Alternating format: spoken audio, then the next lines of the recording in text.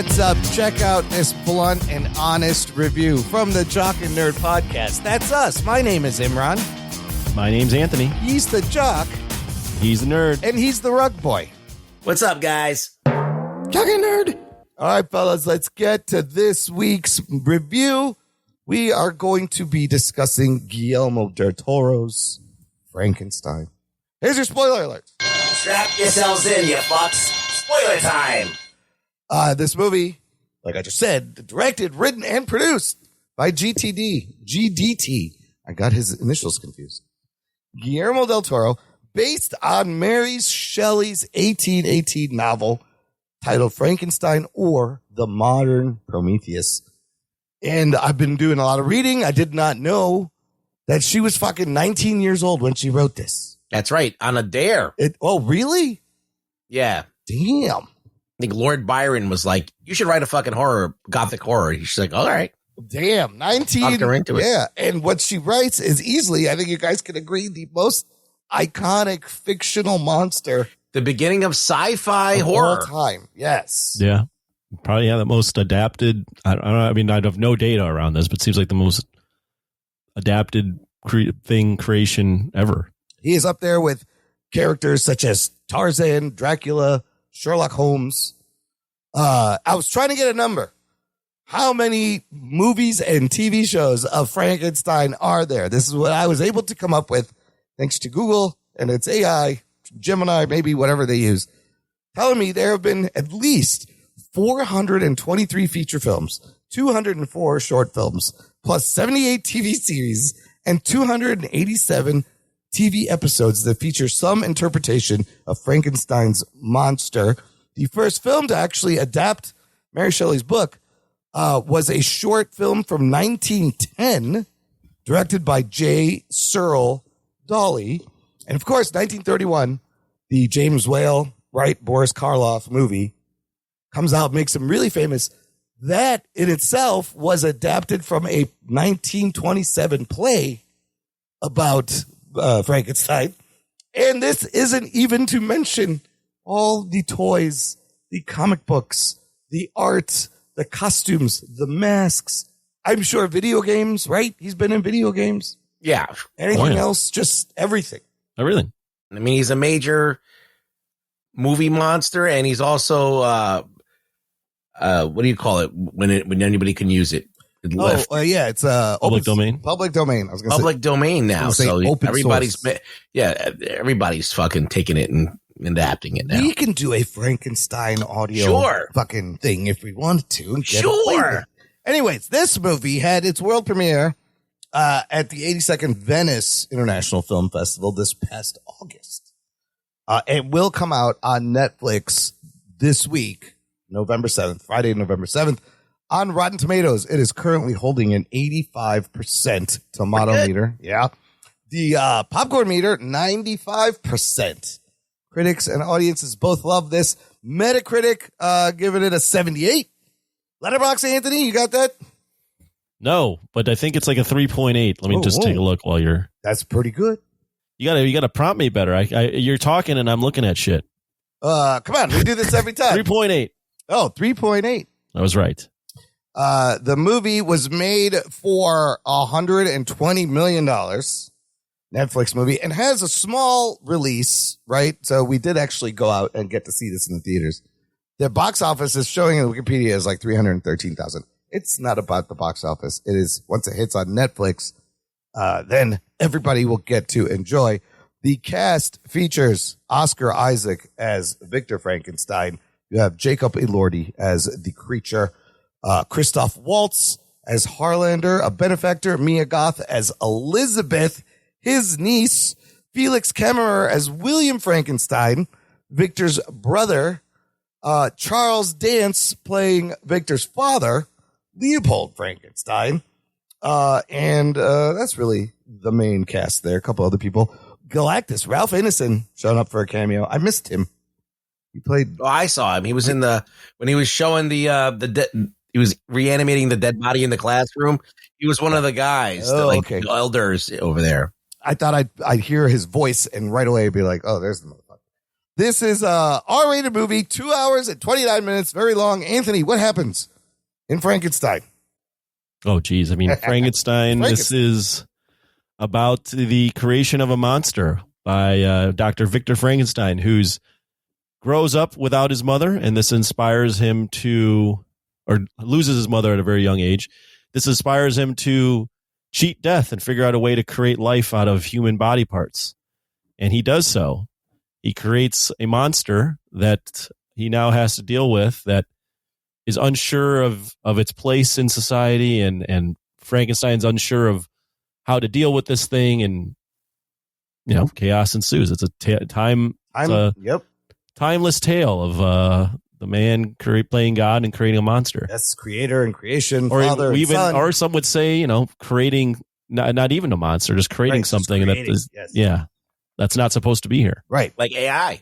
Yeah. Yes. Yeah, there you go. Are you playing God by giving a life? This was AI before AI. This really was. Before we get to the movie, baseline history with Frank, I want to know who's the bigger Frankenstein fan. So, Anthony, give me your relationship to Frankenstein. I wouldn't say I'm the big Frankenstein fan. I like Frankenstein. I've seen the original, or not the original. I've read the book a long time ago. Oh, you did read the book. Okay. A long time ago. Okay. And I've seen Frankenstein from the 30s with Boris Karloff. Yeah. Like seen him played by Bela Lugosi. I've seen Bride. I've seen the one with Robert De Niro. Seen various adaptations of Frankenstein in comic books. I haven't seen everything. There's a shit ton of stuff. Yeah. But I like Frankenstein. The Frankenstein I grew up with was the guy that had the bolts in his neck and was green and walked around really slowly. And then, when I first saw the De Niro Frankenstein, or that's actually Brana's Frankenstein, right? I was like, whoa, what the fuck is this? This isn't Frankenstein. Yeah, that threw me off, but that's more close to the real Mary Shelley book. So yeah, I've always liked Frankenstein. I've always liked the Universal monsters. Guillermo del Toro doing Frankenstein seems like a match made in heaven. He's been flirting with doing Universal monster type shit for a longest time anyways. So yeah, this is a movie that, while not in my top 5 most anticipated, was something that I definitely wanted to check out. Well, I think Rug Boy is then our biggest Frankenstein fan, because this was your most anticipated movie for the remainder of this year. That's correct. And I was like chomping at the bit to see it. I had to go into the depths of Staten Island to see it. Well, when did you first discover Frankenstein? Oh, I mean, I've known Frankenstein like everybody. Known the Universal monster's been around. So when you're like a kid and there was like Chiller Theater or whatever fucking they run on local TV. They put the movies on again. Yeah. And I grew up with the Munsters, which had Frankenstein in it. And so like I grew up with that version of Frankenstein, the kind of like the flat-headed, goofy Frankenstein. Right. And I thought that was pretty cool. I liked him. But he reminded me of the Hulk a lot. Sure. And Hulk is like a Frankenstein like amalgam. That is a Frankenstein. Offshoot. Yep. Analogy, yes. But then I saw Mary Shelley's Frankenstein. Did you read the book? I tried to read the book and I couldn't get through it. It was just like kind of like flowery and went all over the place. Yeah. So it was a tough book to read, but I saw Mary Shelley's Frankenstein. And then after I saw that movie, I was like, is this really what she wrote? Yeah. And I started researching the story and getting detailed, like Cliff Notes version, and I watched various like documentaries on it and everything.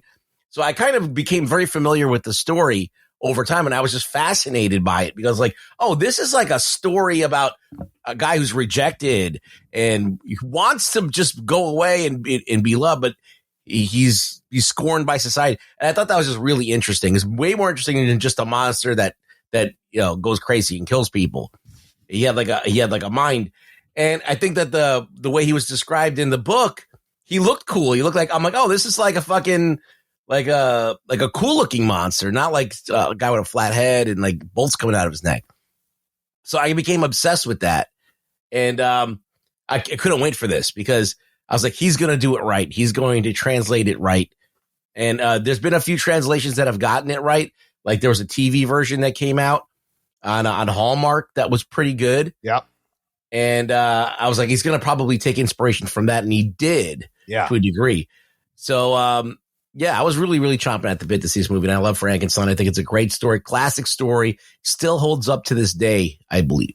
I mean, I've known Frankenstein just from pop culture, right? And you grow up knowing the green with the bolts in the neck and the flat top head. And it's funny because I think that's all because of the Boris Karloff movie that was based on the play, started that, and you lost like the original strain of the story. But I have a similar story, like the Poltergeist story. When I was 6 and my cousin stuck me there, I guess when I was around that age, we went to California to Universal Studios and took the tram ride that goes around, and there was a Frankenstein monster that came up to the tram, and I do vividly remember it scaring the shit out of me, and there's a picture of me crying with the monster next to the car somewhere when I'm a little brown kid. So, yes, and also like you, Ruggs, now I am fascinated with finding what is the most faithful adaptation of her novel that's ever been done.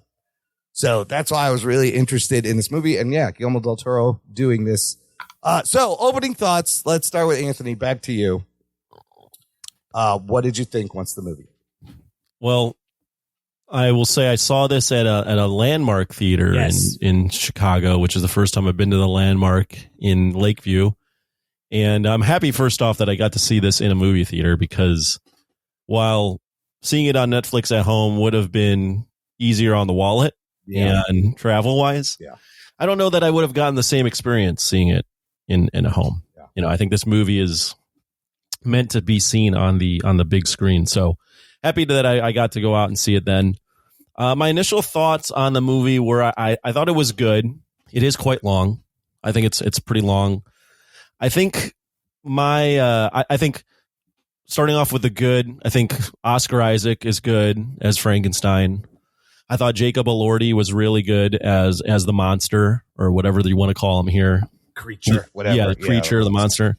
I think you really felt for his situation. And I think, you know, as I've grown older, the story that's more intriguing isn't what Ruggs mentioned, where it's, you know, the guy walking around and killing people and being a zombie. Right. The real story is this guy that doesn't know his place in society and how he fits in and what his purpose is, and what, you know, like this tragic creature. Yeah. And I think that's the most interesting part of this movie for me is the tragedy of this monster.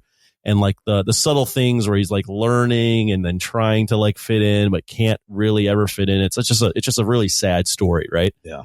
So I thought that was really interesting. I think where this movie falls a little flat for me is I think it's just pretty drawn out.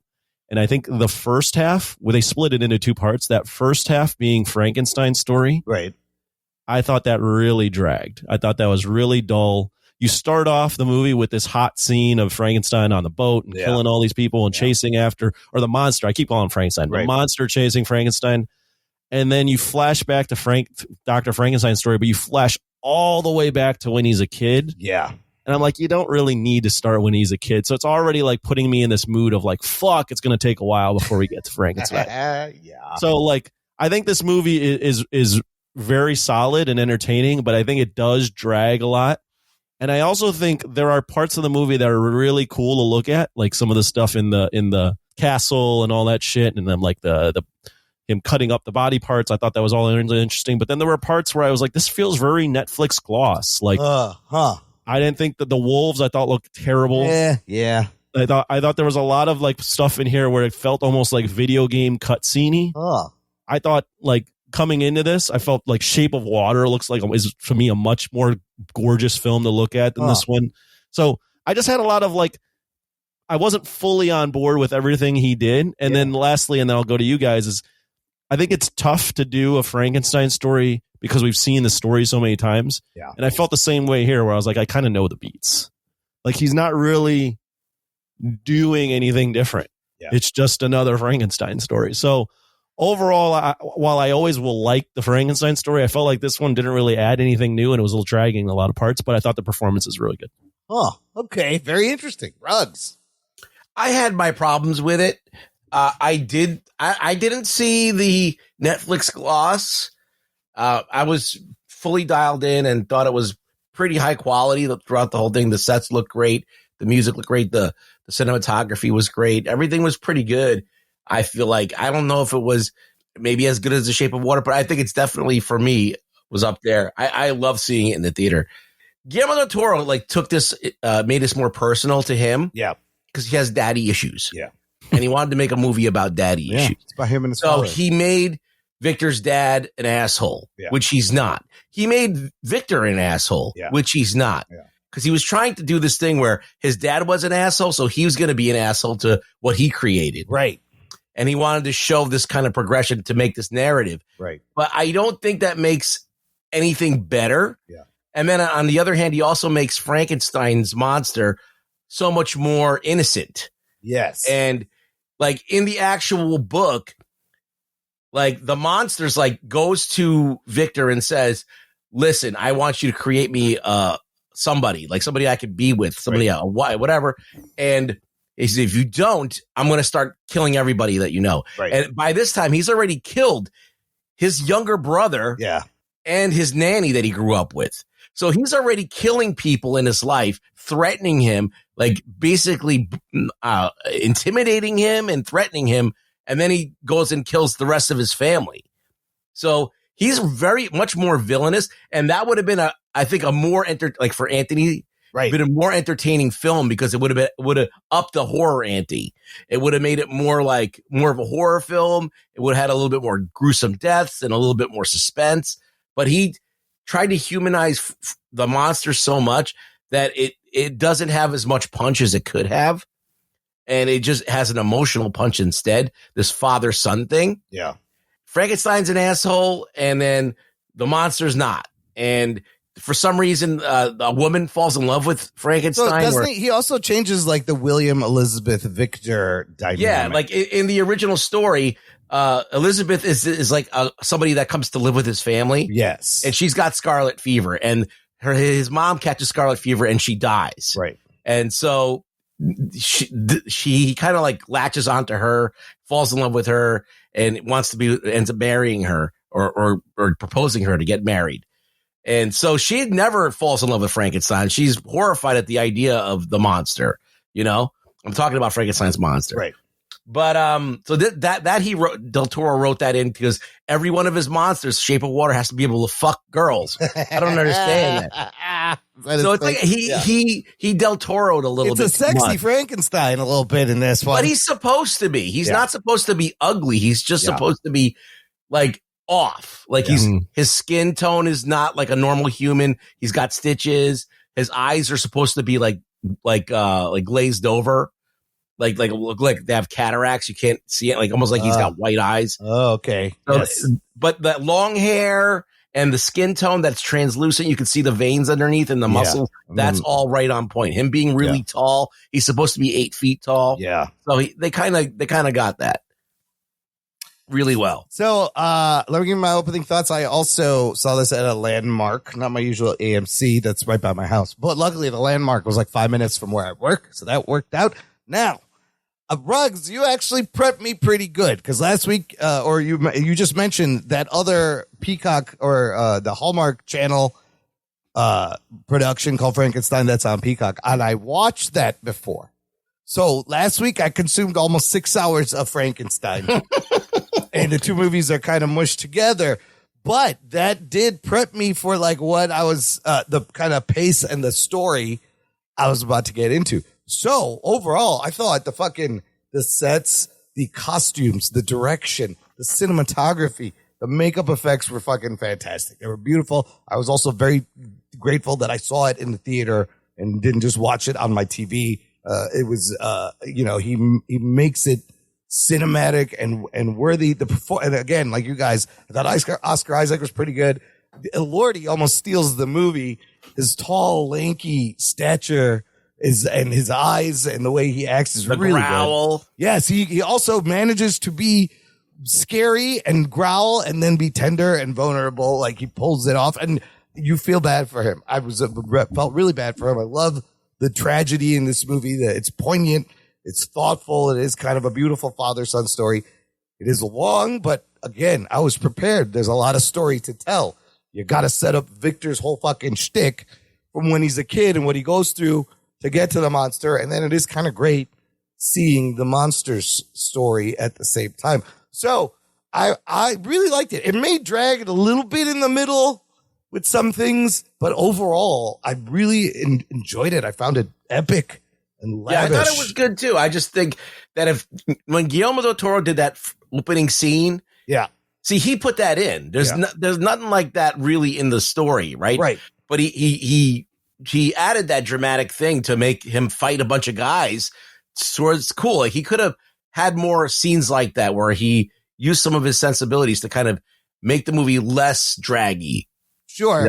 But that's that's the structure of the book, right? It's bookended. It's Frankenstein telling the captain of the ship in the Arctic the story while he's being chased and he's just run down from chasing the monster. Well, I'm talking about the middle of the movie where Frankenstein's monster is threatening Victor and killing off his whole family. Right. Well, no, I also noticed this was a creature that didn't really kill a lot of innocent people.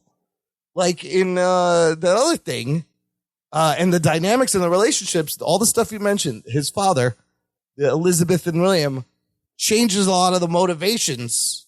Yeah. And stuff for these creatures. So I was like, that's he's trying. Do you think it's worth it to make the movie more boring to tell a father-son story and make the characters less gray and more like Victor's the obvious monster? And the creature is an obvious victim that's not really at fault for anything that he does. So I think they're trying to do the gray thing with Victor because, there's the stuff with the mom dying. So that gives him like a motivation you can sort of get behind. And then you have that scene where he hears the monster screaming. He's like, okay, fuck it. I got to go back and get him. But I just felt like they didn't. I don't feel like the movie leaned into that enough for me to like root for him. Yeah. Like you were, I felt like the whole time everyone was on board with the monster. Yeah. Like, I don't think there were I think Guillermo was trying to like do this thing where you were conflicted about who to even feel for. Like you can understand both. And I think that's why he told it in two halves. Yeah. I just didn't feel like the enough investment was made for me to like feel that Victor was a sympathetic figure at all. Yeah, I agree. Yeah. 100%. The other, I don't know if this is more faithful to the book, the interpretation of Victor is that he is just obsessed with science, with regeneration, wanting to cheat his death. His father's a great man. Yes. He loves his father, wants to make his father proud, and his mother dies. Yes. And he's got a gift. He's gifted.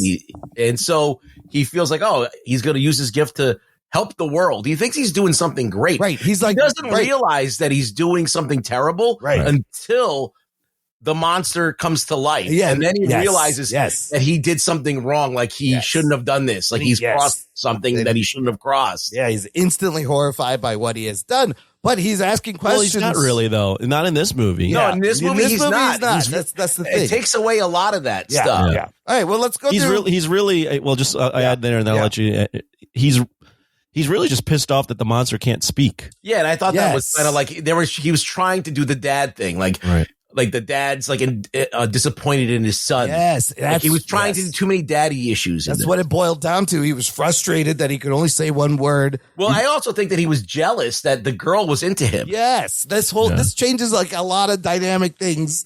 Yeah, he kind of ruins Victor Frankenstein for this movie. Yeah, and the girl didn't want anything to do with him, and he's flirting with the girl, and she's into the monster, and he's jealous. And he's jealous of William, his brother, because this is his fiance. But okay, just going through some of the big plot beats from the movie, because there's a lot of great things, like you said, the opening, which the whole thing is set in 1857, which is a little bit past when the book is wrote. But I think that's to use written. Is written. You know what I mean? You know what I meant. Come on. Come on. We're in 6, 7 generation. These kids don't. If I speak right, they're not going to understand. All right, it's wrote. Right, it was wrote. I don't know if those kids are listening to our podcast. For sure. When they grow up, they might, and we're already ahead of them and talking their language. Anyways, 1857, because of the Crimean War, I think, later, where he gets the bodies.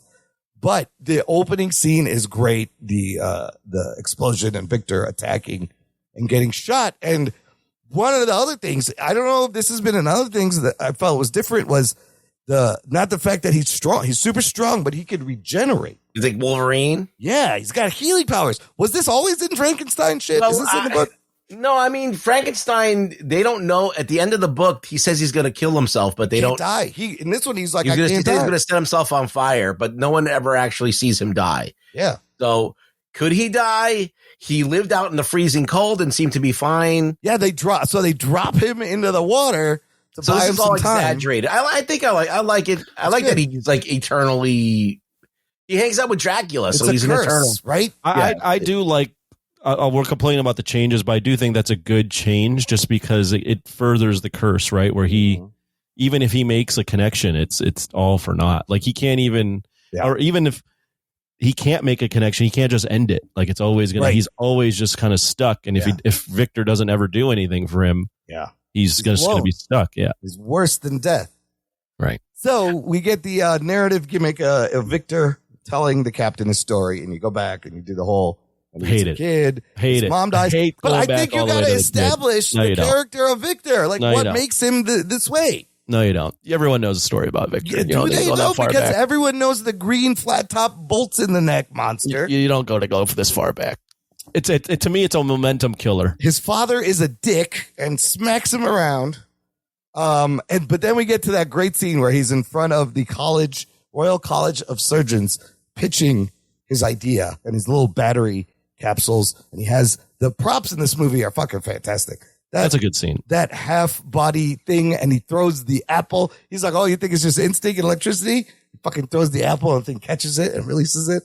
I love the way that looked. I thought that was very cool. Pretty freaky. Yeah, it was. That was freaky. It was very freaky. Well, this movie does a good job of leaning into like the stuff where you go, "Oh, this is R." Like this is a little bit disturbing to look at.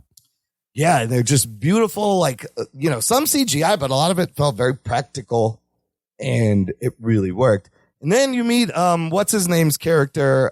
Is it Christoph Waltz playing Harlander? Yeah.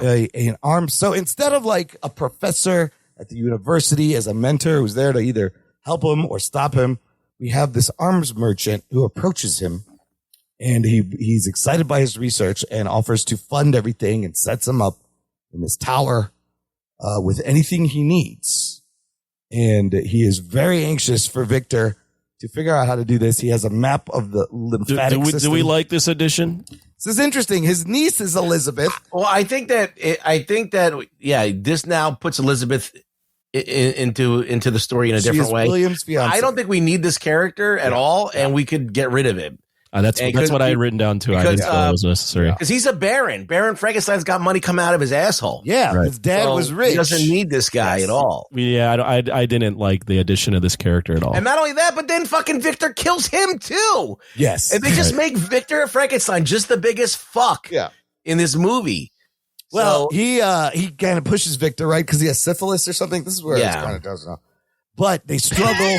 Wait a minute. Look, outside of that. Wait a minute. It was a little. You cannot sing the praises of this movie and just throw in that you dozed off. I like this movie a lot, but I mean, at least I was awake through it. Yeah. Look, I was tired. It wasn't the movie's fault. I was tired, and it was the whole part where he was telling me if you give this like a 9 out of 10 and you dozed off in the middle of the film, oh my God. Regardless, I'm going to watch it again to catch up on that part.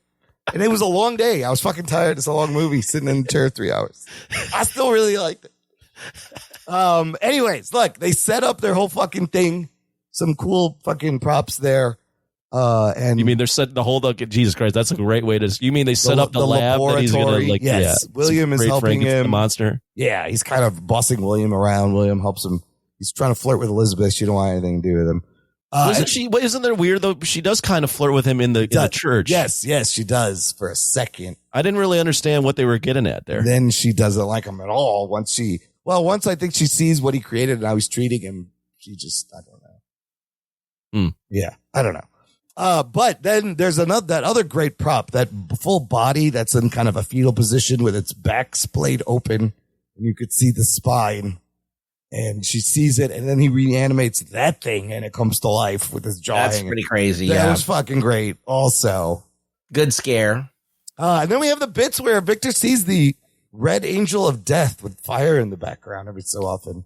Hated that. You didn't like that? It looked cool. I don't know what the point was. I don't understand what that even is. Ruggs, what is that? Well, he had the angel in his room, and that was like the good angel that made him want to save the world and keep people from harm. Right. And what he was actually becoming was the angel of death. So yes. It's a little to me a little heavy-handed. Heavy-handed metaphor for sure. So, okay, we get the whole Harlander. Not a little heavy, very heavy. Very heavy-handed. We get him harvesting bodies from a battleground, and Harlander with the syphilis, and they fight, and Harlander dies. And then Victor does set up his fully constructed creature with his little battery packs, but doesn't work. And this, I think, is a lot from the book. And he kind of passes out from exhaustion and wakes to see the monster just standing over him at his bed, which is also, that's a crazy moment. It's a great moment. But then he's just a dick and keeps the thing chained up. It's very childlike. But I like the way this guy looked, the smooth seams, the alabaster skin, the lankiness. What do we think of Elordi's? I think it's pretty accurate. Yeah, I could say his name. And then did they hire the engineer from Prometheus? See, it reminded me. I told you, even from the trailers, it reminded me of the engineers from Alien. Yes. No, all kidding aside, I thought the physicality that Elordi had was good. I liked it a lot. Yeah, because he's it's not foreign looking enough to feel like it's not human, but it also is just the way he's so lanky. Yes, it's kind of just off. I mean, I like when he's like on all fours, kind of crawling around. Yeah. And so it can say Victor, and then Elizabeth shows up and fucking bonds with it. And now it can say Elizabeth. So he's learning, and then Victor, being jealous, I guess, of William, tells William the creature killed Harlander. Oh, he's jealous of the creature. So he's blaming. Wait, who's jealous of the creature? Victor, because he blames Harlander's death on the creature to William. He tells William. I don't think it's jealousy. I think he's just doing that to cover his ass. Or to cover his ass, because he did kind of push him down the thing there. And then we get this great scene where, frustrated that the creature isn't developing fast enough, he decides to burn the whole fucking place down. There's lots of cans of gasoline. That was a lot of gasoline. And it's going up, and as it goes up, he hears the creature's voice and has a change of heart and runs back in. It's too late. Explosion. He fucks up his leg. Breaks his leg. Yes, it severs his leg. He gets thrown against a stone. Because in the beginning, in the Arctic, you notice he's got his legs all fucked up, but it's a prosthetic leg. I was like, what the fuck? So then we see how that happens. And then I think it cuts back to the boat, him telling the story, and you see the creature bust through the ice. It's not dead. Being in that frozen water, gets back on the boat, wants Victor, but now is like, let me tell you my story. And he's very eloquent at this point. And I love the creature's story. I do love all of this, how he escaped. I think the second half of this is really good. Yeah. I love right when the creature is born till the end, I was back on board. Yeah, because it's for the most part. I do have some nitpicks. Okay. We'll get into that. Yeah, you see him escape. You see him wander the woods. You see him find the farm. He's chased by hunters, and he finds the farm. He hides in the farm, and he watches this family. Do we really believe this motherfucker? No one notices that he's in the There's a large man in there. It's a large man that breathes really heavy. And like, isn't there dogs? Like, when they bark and sniff? Well, he's a Disney princess in this movie. Yes, because he's playing with rats. Talk to him. He's got rats on him. He's petting the fucking rats. He's made of decaying bodies. Nobody smells. One's gonna smell him. Nobody smells him. So there's I just had to point. It didn't bother me, but I was like, come on. The guy's fucking in the wall. No, and I love how he decides to help them and sets up the firewood and makes things, and they call him the spirit of the forest. There's an old blind man, of course. You got to have the old blind man who is left behind when they go to hunt, and he decides to introduce himself. He's probably hungry, but the blind man accepts him because, of course, you can't see this monstrous person, and teaches him how to read. They read books. Reads a bunch of books. They speak. He gets educated to the point where he's like, hold on, let me go back to the fucking lab here. See if there's any clues. And he goes back to the lab. I think he finds Victor's journal, right? He has it with him. Oh, he has the journal with him. Yes. So he can now read his notes, and he sees the name Frankenstein, and he sees an address for Frankenstein. Oh, you're right. No, he does go back to the lab. He goes back to he picks up all the papers. Yes, that's right. That's where he discovers, he says Frankenstein. So now he knows where he lives. And then when he returns to the old man, his friend who's helped him out, who's fed them, we find him being attacked by fucking CG wolves. this was kind of a fun scene just because I enjoyed him ripping these wolves apart. So in the book, that's not the case. The old man tries to introduce him to the family, and they all get horrified, right? And then, so if it's close to the other TV show I watched, he accidentally kills like the little girl who finds him, and then they come upon him. He actually killed William by trying to keep him quiet and suffocating him. Is that not Of Mice and Men? It's very similar to Of Mice and Men. Yes. Lenny. Yes. So then in the book, in the other version, there's a little girl that finds him, and he tries to quiet her, and suffocates her, and then then the other people find him and chase him out. This one, the hunters return to see their uncle, grandfather, whatever, fucking mauled to death, and the creature there, and of course they think it's him, and they shoot at him. They actually take him down, and he falls, but he's not dead. Because that's when he realizes that he kind of can't die. And now he can't die, and he realizes that like his mission is pretty singular, right? Like, he knows where Frankenstein lives. There's no way that society's ever going to accept him unless everyone's just blind. Correct. He is hunted. People are afraid of him. So there's no life for him. So we cut back to William and Elizabeth's wedding, the wedding night, and the creature shows up, and this is where he confronts Victor and tells him, I need you to make me companion. And Victor's like, fuck no, I ain't doing that shit again. Which, of course, the creature... Yeah, see, that was the threat. See, in the original novel, he threatens him. He's like, if you don't make me somebody... Yes. And he does. Yes. He actually... Victor agrees to do it. We can talk about that in What Are We Watching? Because there are moments in that Hallmark Network shows that are really good. Right. Well, even the Brana one, like for a bit, he is killing people. Yes. And then that's what gets Frankenstein to like finally acquiesce to him. So, Frankenstein kills Elizabeth. Yes. Right. And then Kenneth Branagh tries to revive Elizabeth the Frankenstein way, and she's horrified and she kills herself. Right. Oh, that's what happens. Like that day, you're right. You're absolutely right. That's how it happened. But like eliminating that gray area from Frankenstein and just being like, or from the monster and being like, yeah, Frankenstein's just not going to do it for you. You're just further into I get why Frankenstein wouldn't do it, but I am feeling more sympathy for this monster. Right. They removed the whole thing where Victor denies Frankenstein his happiness. So Frankenstein takes Victor's happiness. I think here's where I have a nitpick. Frankenstein shoots Elizabeth too. He does shoot in this one. He does. Yes, by accident. So, but I do have a nitpick here that I have to call out. Yeah. Because you spent all this bullshit time, in my opinion, with Victor's origin and the kid and all this shit and the side story with the fucking with Christoph Waltz. Yeah. You get away from the shit that's actually meaty. Yeah. Which in my opinion is this part of the story. When he goes and he's like, the only way you can make this right is to make me a bride. It's a big part of the story. Just rush through that. No, it's over within 5 minutes. I do. Yeah. I was very disappointed in that as well. I agree. That's a big part of this. When that part happens. Yeah. I did take a look at my phone. I was like, we're over 2 hours into this movie. Yeah, this movie's almost over. I was like, this movie's almost over. This is not doing this part of the book justice. Yeah, it is the third act. So that whole scene, Elizabeth shows up, tries to protect the monster, and Victor shoots at the monster and accidentally kills. Well, she jumps in front of Elizabeth. So, and also William is in the scuffle, mortally wounded, fatally wounded, head wound. He dies right there, but as he's dying, he tells Victor, like, I was always afraid of you. Right. You were the monster. So then at that point, creature takes Elizabeth's body, goes to a cave, and kind of comforts her, and they have a moment, and she dies. And then this is where we get to the beginning, which is the end, Victor hunting the creature in the Arctic. And another great moment with the tent and the fire. And then Victor has dynamite. He goes to bite dynamite, and they're like, what are you hunting? He's like, big game.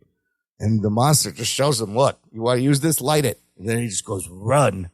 And holds the stick of dynamite as it explodes. I did think that was bad. He basically tells him, if this doesn't work, he's like, I hope it works for the sake of for both of us, because if it doesn't, I'm coming after your ass. Yep. And it fucking doesn't work, and it's kind of a cool little shot where you see him kind of regenerate.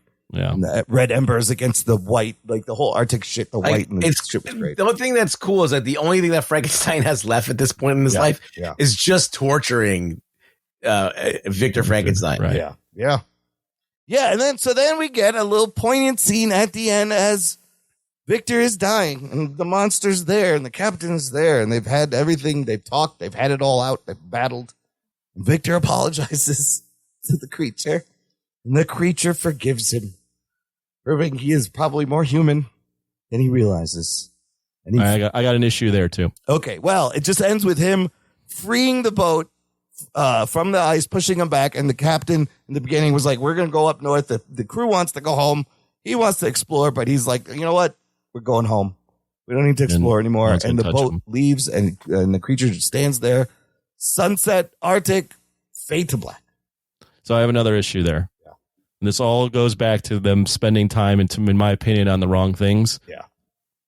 Because we don't have enough of this like back and forth of Frankenstein or Victor, the monster terrorizing Frankenstein, and Victor being like, my mission now is to fucking hunt this guy down to the end of the earth because I'm going to kill him before he kills again. Right. Because this is all so quick. Yeah. In my opinion, that these scenes, that end scene where it's like, oh, we've like kind of been through it and we really understand each other now and I forgive you. I felt like that forgiveness wasn't like, I was like, why does Victor freaking forgive him? Victor for what? Yeah. Why is he all sad about this? Like, I just didn't feel like that was earned. So like the little like poignant scene at the end, I got the swell of emotion, but I was also like, this is just like cheap. It's not earned in this movie. Well, he's sorry that he even created him, that he made. But there's just not enough of that. They don't spend the whole back and forth between Victor and the monster is like a fourth of the movie. Yeah, and really there is no like, why is Victor chasing the monster? It should be because he wants to stop it from killing other innocent people. Right. And he doesn't seem like a killer though. No. Right. So it just doesn't really. No. There's some things in this story that just Guillermo del Toro, he tinkered with. He tinkered with it a little too much. I think that the original story is great. Yeah. Yes. And it didn't really need that much. Like the only thing that I liked that he did is he added a little bit more badassery to the monster, which I like. And I think the regenerative aspect. I think. Yeah, that's what I feel is different. I did not know he could have healing powers. Well, look, I got a little behind the scenes because it's more than a movie to Guillermo del Toro. Maybe this will explain some of his decisions. I think you guys are right about the father-son thing that he kind of really wanted to weave in here. But this is essentially his dream project, right? You can find many interviews of him saying Frankenstein is the thing that inspired me when I was a kid to love monsters, to want to make movies, to want to tell stories. And he's been wanting to make this movie but easily his whole life, but been actively trying since like 2007. He was inspired by Bernie Wrightson's Frankenstein illustrations. You know those rugs; those are beautiful. Yeah, it's like basically the same thing, except Frankenstein doesn't have a nose. Oh, it's like he's got the skull nose. He's got the skull nose. Also, probably inspired by the original movie. So in 2009, he cast Doug Jones as the creature. Tries to get this thing made. Universal's Dark Universe bombs horribly, and the whole project is kind of scrapped at that moment. Fast forward 2016. Del Toro talks about making this movie. I got a couple of quotes from him because he's such a quotable fucking guy. You ever watch interviews with him? Yeah, he's very quotable. Holy shit. Just everything he says is so wonderful and artistic and thoughtful. So in 2016, he says, Frankenstein to me is the pinnacle of everything. And part of me wants to do a version of it. Part of me has for more than 25 years chickened out of making it. I dream I can make the greatest Frankenstein ever. But then if you made it, you've made it. If you make it, you've made it. Whether it's great or not, it's done. You cannot dream about it anymore. That is the tragedy of a filmmaker. You landed a 10 or you landed a 6.5, but you were at the Olympics already and you were judged. So I could see that's it. When you make a movie, that's good. it. How good is that? I could see his hesitance. Like to make your dream job, you do want to make it, but he's right. Once you did it, now it's there and you got to take the good with the bad. So in 2023, Netflix revives this project after Pinocchio. They liked Pinocchio. And Andrew Garfield was cast as the creature. Oh, shit. 2023. January 2024, Jacob Elordi replaces Garfield due to scheduling conflicts because of the strike, the SAG-AFTRA strikes. And they already spent 9 months designing the look of the monster based on Andrew Garfield and had to scrap all of that and start over. They had 9 weeks to redesign the look for the taller Elordi. And let me tell you what, I don't know if Garfield could have pulled this off. No, I think that this was the best thing to happen to the movie. Yes. And he talks about that in 60 Minutes has a great in-depth interview with him. And he's like, this was a happy accident with Andrew Garfield. That it really, because Elordi he's fantastic. Yeah, Elordi's great. So is this, I don't know if you can answer this, the most faithful adaptation of Mary Shelley's Frankenstein? I think if you just change the look of Robert De Niro to Elordi, if you just switch Elordi as the creature, Branagh's movie is more accurate. Really? Yes. Yes, absolutely more accurate. Than the Hallmark one, except for the ending where he takes Elizabeth and reanimates her. That's some bullshit. Where does the Hallmark one land in the? Oh, if you're counting TV shows, that's the number one. That's the number one. Okay, that's about, I would say, 90% accurate. Wow. And I think that Mary Shelley's Frankenstein is about like 80% accurate, and this is about 75% accurate. So that's what I was basing it on. When I was watching this, I was basing it on the Hallmark Network one because I just watched it. And it was very similar.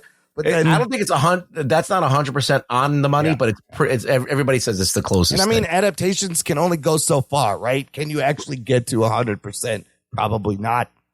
Well, it's also like 3 hours long, right? It's an hour and a half each movie. 2 90-minute episodes. Basically. So it's 3 hours. So it really does cover a lot of shit. Yeah. So it's the most comprehensive, and you can watch it on Peacock right now. Yes, we'll talk about that. What are we watching? Because again, there's some fucking moments in that I was like, "God damn, this is really good!" Like I really liked it. Anthony, Oscar nominations in the future for this movie? Oh yeah, I mean, I think a lot of the what they would call the below the line, so production design, cinematography. I think art direction, all those things I think are in play, and I think this movie actually has, of the Netflix contenders, this is the movie that I think is probably going to get pushed maybe the most by Netflix because I think audiences are really resonating with it. Yeah. So I think it's going to do really well. I think it's going to probably get into a Best Picture nomination. I think Jacob Elordi could maybe sneak in supporting actor. I think as far as other nominations, I think maybe adapted screenplay or maybe cinematography, I think, is in play. Production design's in play. Costume design, makeup, and hairstyling, all that shit. Absolutely. Score. Yeah. So all that stuff is in play. But yeah, I think it could get in. I think it's not obviously, you can hear by my thoughts. That's not one of my favorites of the year. I think it's fine. But I think a lot of people really did vibe with it. And I think, Guillermo del Toro is an Oscar darling at this point. So I think it will do really well once it hits Netflix. Yeah, I think. The theater I was in was probably 75% full on a Wednesday night. Yeah, I went on a Thursday, and there was there's maybe a handful. There wasn't that many, maybe 15, 20. Interesting. Yeah, it was like a Wednesday at 6. So. Mine was packed. Yeah, mine. Really? I went to probably an 8:15 on a Wednesday, and probably at least 150 person theater. Maybe more, and it was, I would say, 75% full. I think it's the first Netflix movie I've seen in the theater in their re-releases. Yeah, same. I think it was getting some really because my local Alamo wasn't showing it at all. Yeah, that's weird. And then literally last minute they came up with 4 days straight of showings with multiple showings throughout the day. So I think it was getting Alamo. A lot. Right. So I think.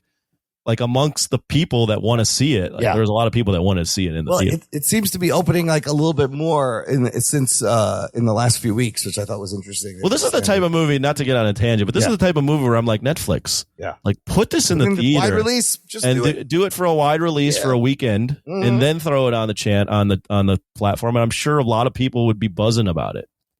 Yeah, they could have put this in a weekend, 2 weekends. Because this is a movie. This isn't a movie you sit down on your couch. This is something you want to regardless of my thoughts, I said it to my opening. Yeah. This is a movie you should see on a big screen. Yeah, it is. The settings are epic, and he filmed it for that. So right, I just don't get the Netflix strategy, but whatever. Yeah, they'd rather put fucking K-pop back in for a hot minute and make $5 million. But yeah, maybe why wouldn't you have done this during Halloween? Why wouldn't you just release this past weekend? Yes, there was no new movies coming out this weekend. you take a risk. You're going to put it on Netflix anyways. Put it out wide on fucking Halloween. I had to see it before Halloween. Yeah. I thought coming out after was so stupid. That is dumb. That also doesn't make even if it doesn't release anything. Why would you not release it on this platform on Halloween? On Halloween weekend, just one weekend earlier. Yeah, but I was really glad I watched this in the theater. Same. I'm glad you forced me out to go and see it. Right, because now we got Predator and then we got Running Man. I was like, it's perfect, and then it's gonna hit Netflix and everybody can see it. And maybe we spoiled it, but what's spoiling? It's fucking Frankenstein. What are you gonna spoil? Everybody knows the story. Okay, Anthony. Final thoughts. Rate it. Rank it amongst the GDT movies you've seen, maybe. And is this his magnum opus? No, that's not a magnum opus. This is probably for him. In his mind, obviously his magnum opus, but oh shit. I mean, you could talk about Pan's Labyrinth, you could talk about Shape of Water, you could talk about the Hellboy movies. I think those are all up there too. So yeah, that's up for debate. I don't watch as many GDT movies as you guys, so I haven't seen all of them. So I'm not going to rank it amongst those. Actually, I will. Fuck it. I have it as a 6.5 out of 10. Okay. I think the movie is good. I think the performances are really good. I think Oscar Isaac plays even though I don't like the way they characterize the Victor Frankenstein, I think he plays a really all over the place type guy that I would could see becoming this kind of whack job type. Yeah. And then I'd love Jacob Elordi in the role. Yeah. I thought he was really, really good. The little things he was doing, right? Because he's not very vocal in the beginning, but his eyes and the way he's you could see how he's very curious, but in scared and pain. Yeah. All that stuff is very subtle things he's doing with his body posture and shit. But you're I was fully immersed whenever Frankenstein was on the screen. Yeah. Or the monster, excuse me. I keep calling him Frankenstein. But I just had a lot of problems with the way he structured the plot. I just thought the story, and the more we talk about it, the more things he kind of tweaked, I just felt didn't add up to something where it would earn the payoff that he wants. By the end of the movie, he wants you to be damn, it was these two guys and it's they were on a collision course, but they figured out in the end, they both were wrong and the forgiveness, and you feel bad for the monster. But I was the way the movie's paced, you focus too much on the things that I didn't care about enough that actually slowed down the story. Yeah. So that's why I have it as a 6.5 out of 10. I also think it's just, even though it's Guillermo del Toro's his baby. Yeah. We've seen Frankenstein so many times that I was this is good, but it didn't blow me away enough. I mean, it's a universal myth that he's just doing his version of.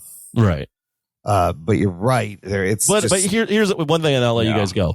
If people love this movie, I could see why people would love this movie. It's just, I've seen enough Frankenstein movies, and I the pacing, or it was the little changes he made just didn't work for me. Yeah. Rugs, same question. This movie's got a lot of baggage. It's got to overcome.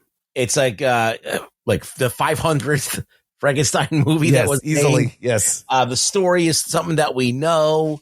You also have the fact that the people are going in expecting Karloff Frankenstein and getting this. Yeah. So it's got a lot going against him. And then he's got himself going against him because he felt the need to kind of tinker around with things to a point that don't really get you when you hear Guillermo del Toro's going to do Frankenstein, I'm thinking, all right, Frankenstein's going to be the most fucking terrifying monster you're going to see. Right. Yes, he's going to make him sympathetic, but he's also going to make him scary. Right. And there's going to be a lot of horror. Right. And that was all dialed back for this kind of daddy story, father, son, daddy issue story. And the romance that didn't need to be that the love square. It's William, Victor, the girl, and Frankenstein's monster all are in some kind of a weird. It's overcomplicated. Yeah. That's a good point. So, it was just, there were some things I didn't like, but I'll say this. I think that it is a brilliant movie in a lot of ways. Yeah. I really think that it's layered and it's got great sound. It's got great score. It's got beautiful visuals. It's something that you need to see in a theater. And even though it's a little bit long, they could have probably shaved 15 minutes off the movie. I think it held my attention, and this is when I know I like a movie, is that I want to see it again. Yeah. Like when it comes out, I'm going to be watching it. As soon as it comes out on Netflix, I'm going to watch it again. Yeah.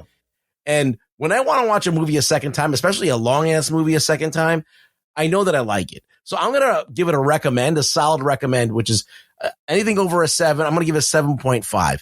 Now, I wish it was different. I wish this thing should have been a 10 out of 10. Yeah. Like, I mean, it has the DNA. It has Guillermo del Toro. It has great actors. It's got the budget. It's got it all. Yeah. So this should have been a great story to work off of. Yes. Yeah, a great original story that he kind of like, made a lot of changes to. They didn't need to. Yeah, he messed around with it. But what about in his filmography? Where are you ranking this amongst the? I mean, look, he's got a lot of great movies. Like Pan's Labyrinth is probably his best. Yeah. And then Shape of Water, and I really love his Pinocchio, and I love Hellboy. So I think those are all great movies I really like. I think this is up with them. I'll put it up with them. I feel like Pan's Labyrinth, Shape of Water, and this. So top 3 probably, or top 5. Yeah, I think that they're the most, I would say, not the most entertaining of all these movies, because Pan's Labyrinth is kind of like, it's like a twisted fairy tale. Yeah. And Pinocchio is kind of like depressing Pinocchio. Well, he's also talked about in that interview in 60 Minutes. He's essentially said there are parts of this Frankenstein story that have been in all of my movies. Because he loves this about creation. He loves broken characters. Like Pinocchio is another Frankenstein's monster. Yeah. Well, Ruggs, you're forgetting the greatest GDT film ever. Yeah, what about Pacific Rim? Pacific Rim. Well, I think that's one of my favorite movies that he's made, but I can't say that it's Oscar worthy. No. But it's definitely it's a fun. He's got a lot of fun movies, as well. But I think this is one of his best assembled films, like best acted, best scripted movies that he has, along with the other 3 that I was just talking about. All right. Well, look. I did really enjoy this movie, despite dozing off for a second there. But talking about the movie has brought my initial score down. But what you guys said, because I watched the Hallmark thing, I knew the story, and I love the fucking original story. Like, it's such a great story. I wanted to see that. For him, I feel like it's almost a masterpiece, but I do agree that changes he made, the dynamics with the father, with William and Elizabeth, like, I don't know if that helped. If it made it any better, and some of it is like, I don't know why you did that. But still loved everything about it, the production, visually. I'm gonna give it a 7.5 also. I think that's where it kind of lives. It's not, you can't really shit on it. Yeah. It's good. It's definitely watchable. Yes. And I think it's going to be, for me, a rewatchable. So you clearly do see his passion for Frankenstein in this movie. It's there. It's on the screen. I think it was too personal for him. Perhaps a little indulgent. And he couldn't back away enough to look at it. As that point, Ruggs, you just made, that was something I was trying to say at some point, and I couldn't figure out the words to say it. But there are times, I think, when artists have something that they really, really want to do, adapt. Yeah. And sometimes the end version of something that they're that passionate about doesn't always meet the mark, because of the fact that maybe they were so passionate about it that maybe they wanted to put their own spin, or they just got a little too close to the sun in terms of figuring out what to do with something that they're that passionate about. We see this all the time, though, Anthony. Anytime that they take any kind of material and they adapt it, they always want to put their own spin on it, and they get in the way of, sometimes they get in the way of really important things that need to be said in the story. And he's just like anybody else, he's just anybody else who adapts things. They get too close to it and they don't see it. I mean, we talked about this earlier this year. It's probably not the same, because I don't know if he has the same passion for this material, but I was somewhat, not the same, somewhat getting the same vibes earlier in the year when James Gunn did Superman, where he put his own spin on something that's this revered material. Yeah. And we're just like, why did you do that? Why did you change? Why did you make the talent this wonky? Yeah.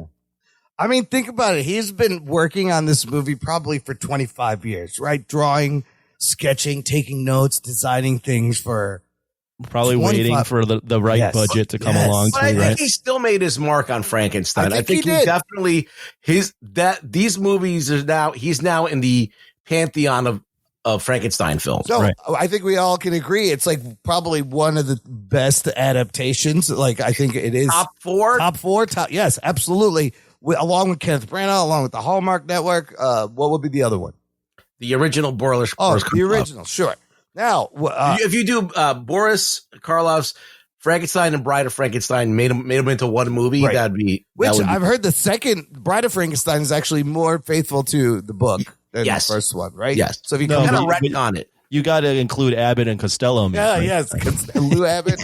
Oh, yeah. Frankenstein versus the Wolfman. You got to, Frankenstein and DC Creature Commandos is great. But as far as the movies I've seen of his, I've seen Blade 2, Hellboy, Pan's Labyrinth, Hellboy 2, Pacific Rim. I've not seen The Shape of Water. I've not seen Pinocchio. I got to watch that. But for me, my favorite is, I think his best movie, I'm with you, Ruggs, is Pan's Labyrinth.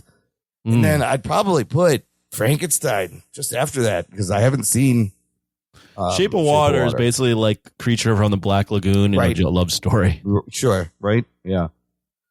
But yeah, I think it's top 3, top 5 Gilmore movies there for sure. Yeah, maybe. And I'm happy for him. Have you guys seen Nightmare Alley?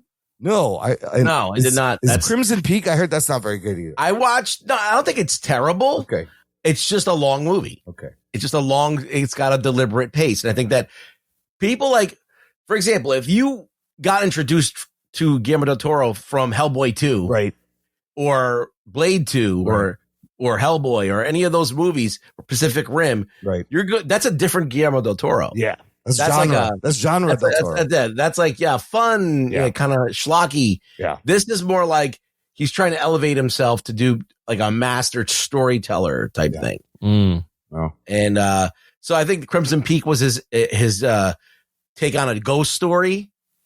And it was a slow moving movie. It wasn't action packed or anything. It had a lot of effects, but and a lot of great sets. It just wasn't. I didn't see Nightmare Alley though. I don't know what the heck that's about. I think it might be on Netflix or something. I remember it got nominated for some stuff. Yeah, it got nominated for Best Picture. Oh, really? Yeah. Holy shit. Anyways, this comes out this Friday, November 7th. I do recommend checking it out. It's fucking beautifully made movie and gives you the real story of Frankenstein if you get into it. And I kind of got obsessed. I kind of want to watch all the Frankensteins now. I need to watch the 1931. There's like only 100 more. No, the ones I want to rewatch are the 1931 Boris Karloff. I want to rewatch Kenneth Branagh's Frankenstein because I've seen that. I saw it once when it came out. I don't fucking remember a lot of it. But it's pretty gruesome. Yeah, it is. It's a rough movie. Yeah. It'd be interesting to compare it, but man, Del Toro did it. Made his dream project. Happy for him.